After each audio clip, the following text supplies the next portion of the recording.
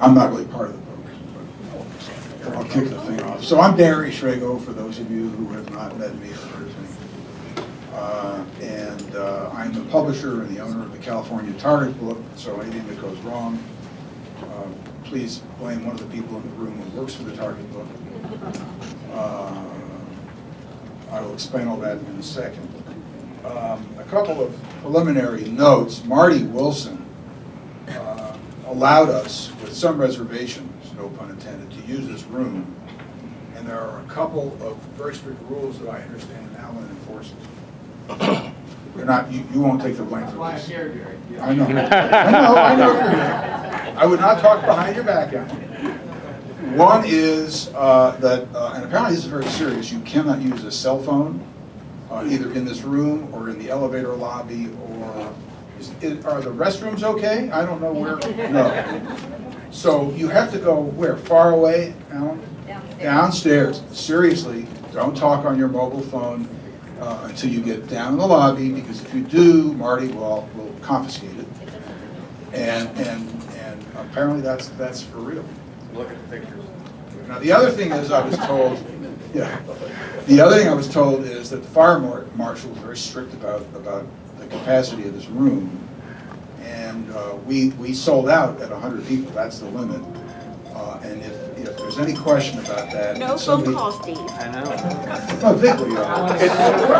Who else but Viglio? Confiscate that right now. Just figured. Take it, Alan. Just checking to see if it really was true. I cut Steve slack last Thursday because he invited me to be on a panel at the Sacramento Press Club. And those of you who know me know I never show up any place on time. I actually got there early and discovered that my name had been misspelled. That one I was willing to let go, but now this is Marty's. Sorry. But no, but there's a strict capacity control, and if the fire marshals come around, there's only supposed to be 100 people in this room, and only 65 can be Democrats. That is something that apparently the chamber worked out with Brulte. Just short, right? Where is he? Brulte will be here, but he's later. Eric's already here. Yay. Thank you. Democrats are on time, you know. Well, Except for our former boss. yeah. I also, before we get started, the other thing I want to do is to say that I want to publicly apologize. I have been very critical of Donald Trump. He's done a lot of things I don't like, but he finally did something that I think is very important to the future of this country in California. He put his finger on a very serious threat to California, which is Canadians. I don't know, is anybody here from Canada? I'm a partner, and for many years was the managing partner of the Los Angeles office of the largest law firm in the world. That's how I got out of doing political stuff. And we have 6 offices in Canada, and every once in a while I get a misdirected email, and I know they're up to no good. The 4th largest Canadian city in North America, some of you may know this, is Los Angeles by population. And this is actually true. Tens of thousands of those Canadians are undocumented. And I've always been convinced that they are an evil force because you cannot tell them apart from us readily, at least the ones who are Anglophones. So I want to thank the president for putting his finger on that. And he'll take care of North Korea, but now we have to worry about South Park and its portrayal of Canada coming to pass. So I just want to get that out of the way. We did not hand out an agenda. I will tell you what the agenda is. We didn't hand it out because, you know, sometimes agendas are subject to change. We have 3 panels. The first one is on the congressionals and the legislative targeted seats. And the moderator is Cesar Diaz, who is one of the editors of the California Target book. And the panelists are Kristen Olson, Richard Temple, Marty Wilson, and Bill Wong. So that'll be the first panel. The second panel is on the statewides, and that is moderated by Marva Diaz. And the panelists are Eric Bauman, Jim Brulte, assuming he gets here, Eric, because... Hey, we got to do our shtick. Well, he got Cox in, right? So he ought to show up. I figured he would never show without a Republican candidate for governor. But now he's got something to talk about, maybe. And Alma Hernandez and Paul Mitchell. Those will be the folks talking about statewides. And then the third panel is on, we kept grappling with the name like externalities, and that didn't sound like it would sell very well. It's outside influences, and that includes ballot measures, the president, the impact of the recall. You all know about the recall, right? Didn't go so well for Josh. And independent expenditures and those kinds of things. And that's going to be moderated by Dan Moraine. And the panelists are Bill Burton, Sean Clegg, Wayne Johnson, and Dana Williamson. So that's what you've got in store today once I'm done with my little monologue, and I will get to that. I want to introduce the team very briefly, to be serious for just a second. I was one of several people whom Alan Hoffenblum had asked to serve as editors of the California Target Book. He founded in 1993. It had been only hard copy until Alan woke up one day and realized that we were in the age of the internet, and he put it online. He was the moving force behind the Target book. He had a number of us who were editors, and including late Dave Howard, who was the realtors here at the time. And our pay for being editors was that he would take us out to breakfast every 2 months. That's what we got.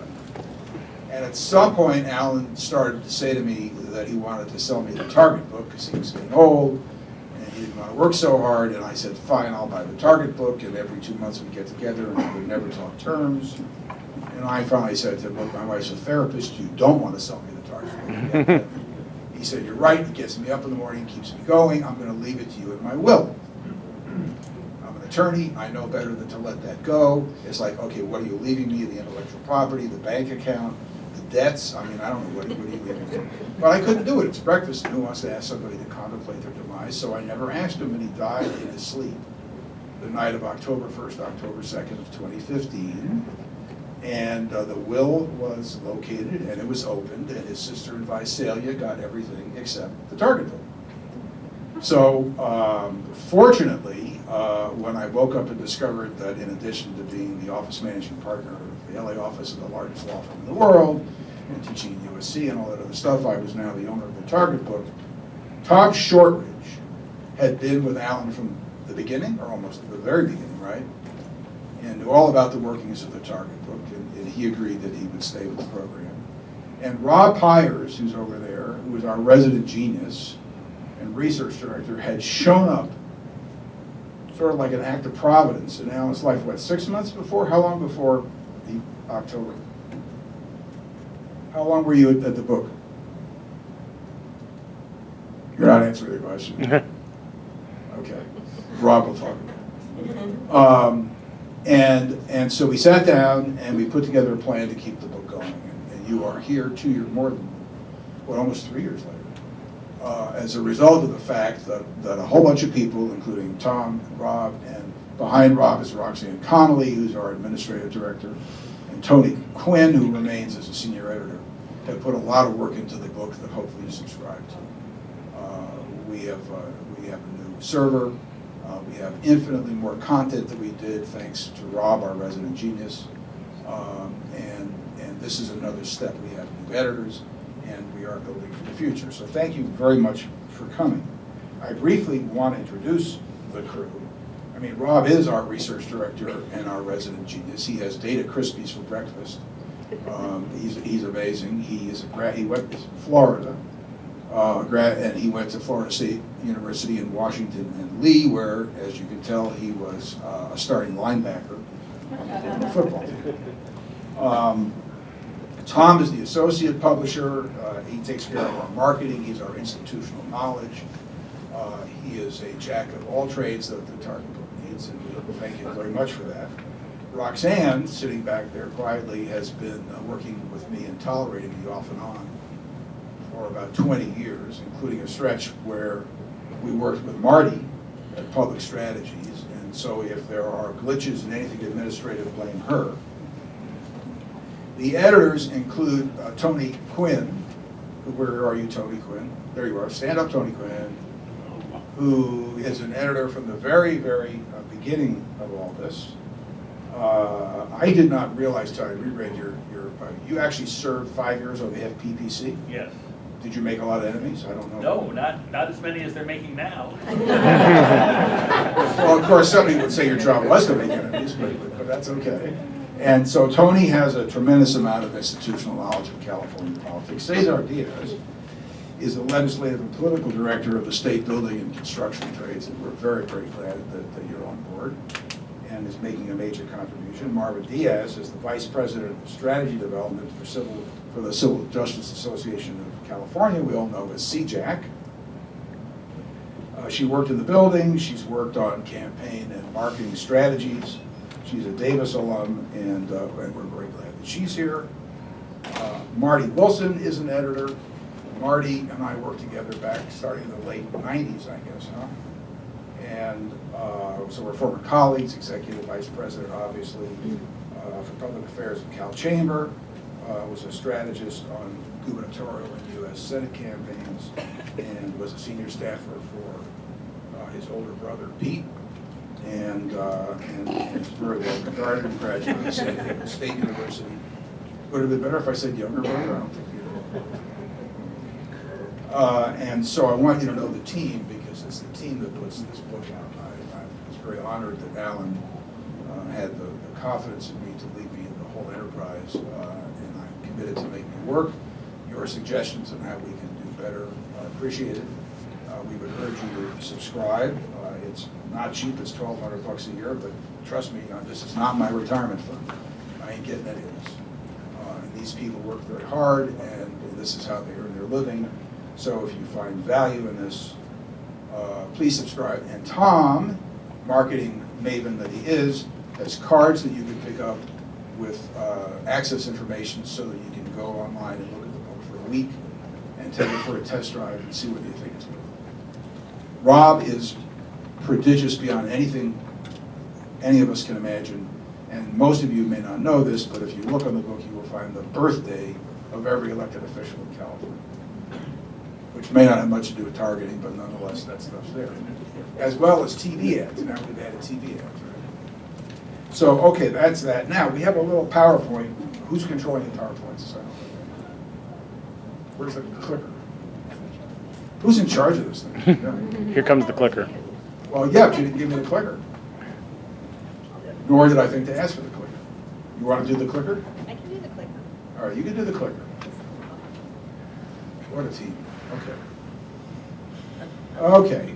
The fundamental premise of the Target book is what you see up there. Anybody here know who W. Edwards Deming was?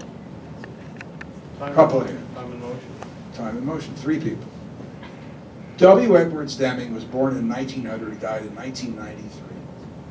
I didn't know it at the time, but when I was living in Washington, D.C., working on the Hill and commuting by bus, he used to get on the same bus with me every morning. And one day I saw his picture in Newsweek, and I thought, oh my God. He single-handedly transformed Japanese industry after it was destroyed in World War II. He was a statistician, he was an engineer, and he basically made his living by teaching statistical quality control, which is why the Japanese produced Lexuses and we've produced cars we don't want to mention by name.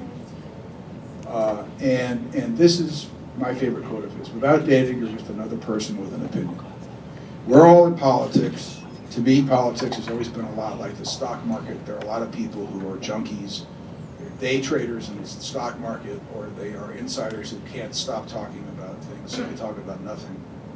And I always say that the correlation between insider conventional wisdom, and I realize most of you qualify for that, and reality is purely coincidental, and that has been proven over and over again in politics.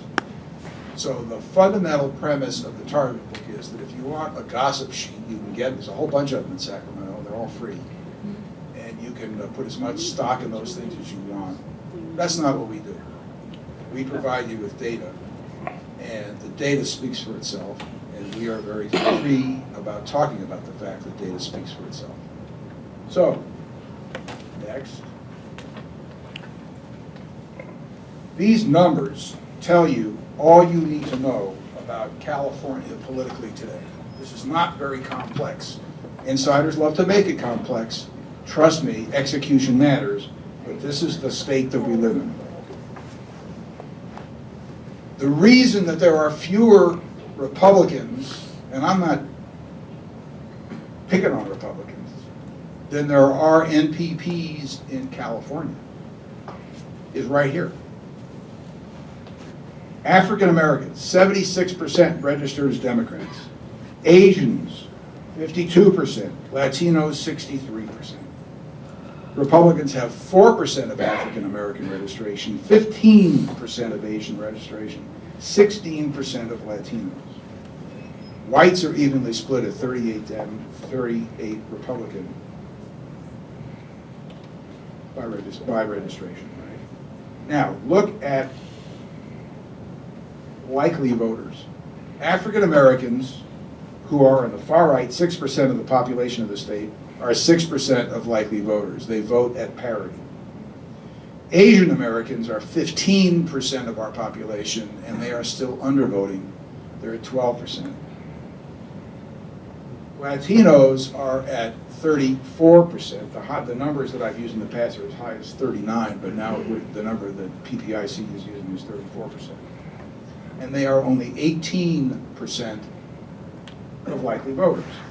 Whites, and the number I had been using is 38%, but the new number is 43%, are 43% of the state by population. They are 61% of likely voters. So as you see Republican registration declining, it is worth noting that Democratic registration is not going up, but NPP registration is going up very dramatically. And you can see why. Let me just, if you want to pick up the clue phone, okay? Latinos are 34% of the population of the state. They are 18% of the electorate. Can you predict the trend? Is there anybody here who doesn't get what's going to happen?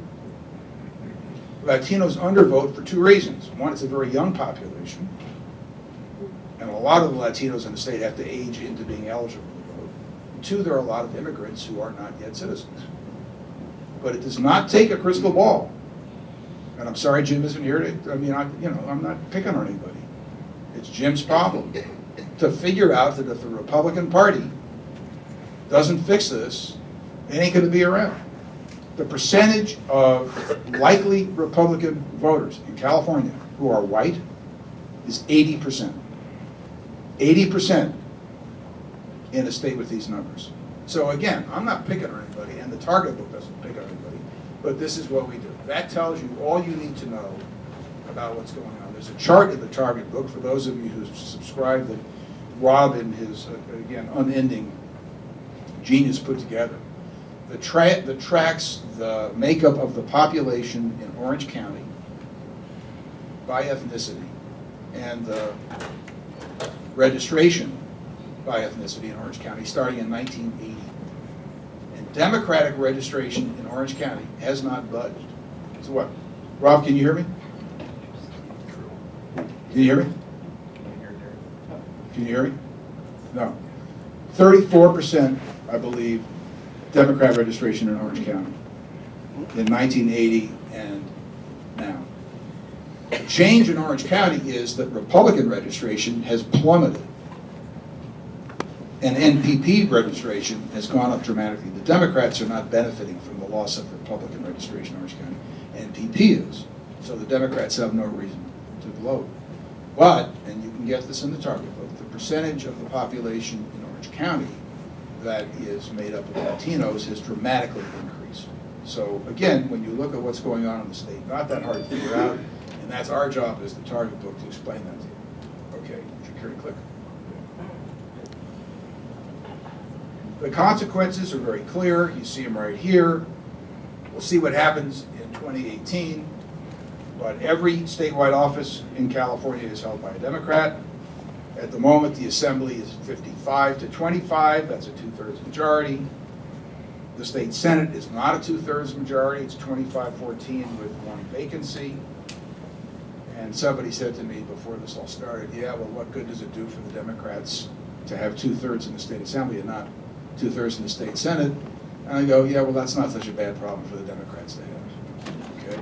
And then Congress, which we'll be talking about a lot and which has received a lot of the play in this season so far, we have 53 seats.